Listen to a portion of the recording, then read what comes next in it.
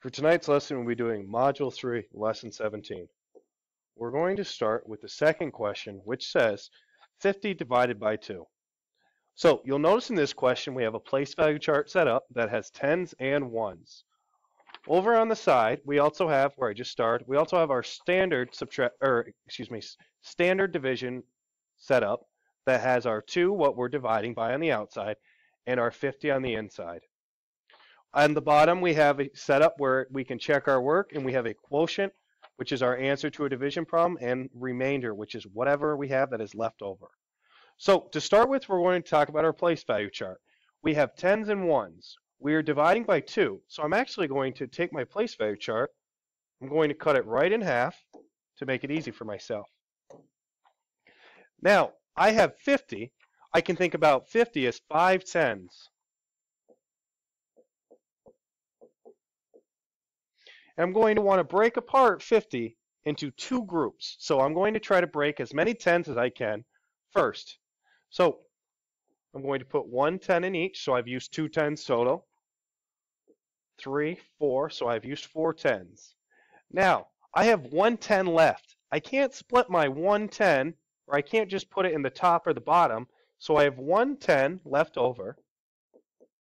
And if I think there's another way I could split 1 10, or I could think about money if I wanted to. If I had one $10 bill, I would have 10 $1 bills or 10 ones. So now I have 10 ones. I am able to split 10 ones.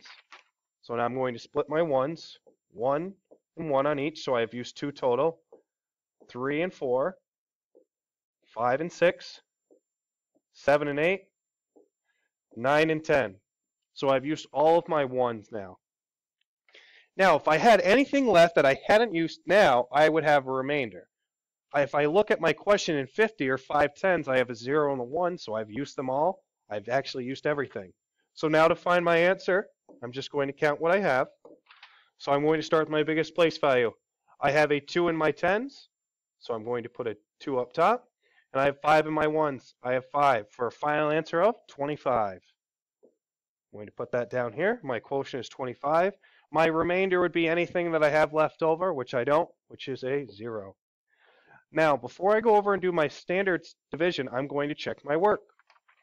I'm going to do 25, my answer, which was my quotient, times, I'm going to undo division with multiplication, times whatever I divided by, which in this case was 2. Before I multiply, I can think to myself, I started with 50 divided by 2, so when I multiply my quotient by 2, I should get back to 50, if I've done it correctly. To start with, I'm going to do 5 times 2, which is 10. My 0 goes below. I bring my 1 up top. 2 times 2 is 4, plus 1 is 5. So did I get back to my 50? I did. It checks. Now I would add in any remainder if I had one, but I don't. Now I'm going to come over to my standard division. I'm going to put a little time sign up here to help myself. So instead of trying to find 2 times something that equals 25, I'm going to start with whatever place value I have first. In this case, it is the tens place. It is where I have the 5. So I'm going to think to myself, is there 2 times anything that will get me close to 5 without going over? There is. 2 times 2 is 4. So to explain what I just did, I multiplied 2 times 2, I got 4. I brought that number down below, where the 4 is. Then I subtracted to find the difference, what I had left over. 5 take away 4 is 1. Now, with division, I need to bring down whatever's left. I move over to my next place value. I move over to my 0. I bring that 0 down, draw my arrow. Now I have 10. Now I need to ask myself, 2 times, is there anything that gets me to 10 or close to it? There is. 2 times 5 is 10. I subtract, and I get 0. Now, I would look back up.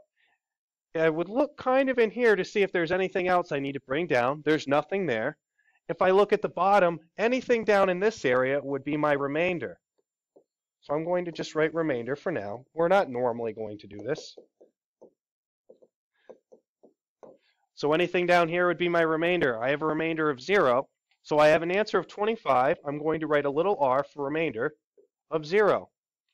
If I look It agrees with what I've already done over here with my place value and what I've done down here with my check. For the next question, I have 92 divided by 4.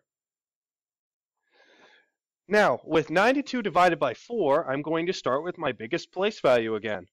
My biggest place value is the tens, and I have 9 tens. I am dividing 92 by 4, so I'm going to take this and I'm going to split it up into 4 columns because I am dividing by 4. Try to make them as even as I can. The size of the column isn't a huge deal. You'll just need to be able to put your disk in there. Now, so I'm going to start by distributing, getting rid of those tens. So I have to put an even number to start. So I've used 4 now. 5, 6, 7, 8. Now I've used 8. I have 9 tens that I need to distribute. I can't share that 1 10 equally between 4, so I have 1 10. I'm going to turn that into 10 ones. Now, before I keep going, I also have, if I look back at my number 92, I also have 2 ones, so I'm going to add those 2 ones down here for a total of 12 ones. So now I'm going to try to distribute my 12 ones as equally as I can. So I go 1, 2, 3, 4, 5, 6, 7, 8. Now let's see if I can make it through again. 9, 10, 11, 12. So I've used all 12 ones. Now I would look to see if I can find my answer. I have 2 in my tens place, 3 in my ones, so my answer is 23. I would look, do I have any left over? I do not. So my remainder is 0. So 92 divided by 4 is 23 with a remainder of 0. Now we're going to come over here and we're going to try to do it our standard way. When we do this to start, I'm going to put my multiplication sign right here to help myself.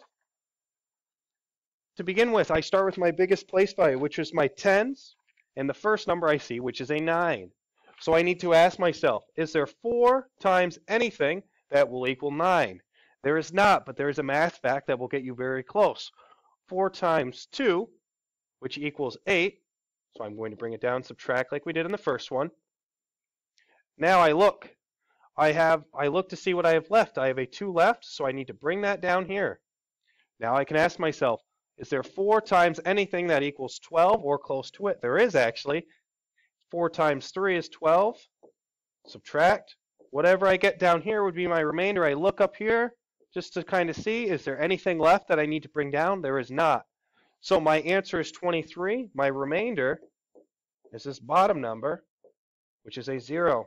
So my answer again was 23 with a remainder of 0. So I did it both ways and I got the same answer each time.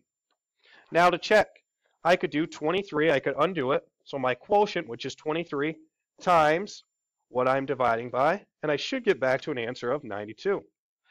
4 times 3 is 4 times 3 is 12. 2 goes down here, 1 goes up top. 4 times 2 is 8, plus 1 is 9. So when I checked, I got back to 92, so it would work.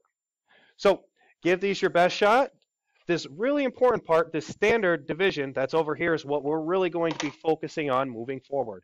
We're using this place value chart. It's just another way to see this when we get started. Remember, your quotient is your answer to a division problem, and your remainder is anything that you have left over.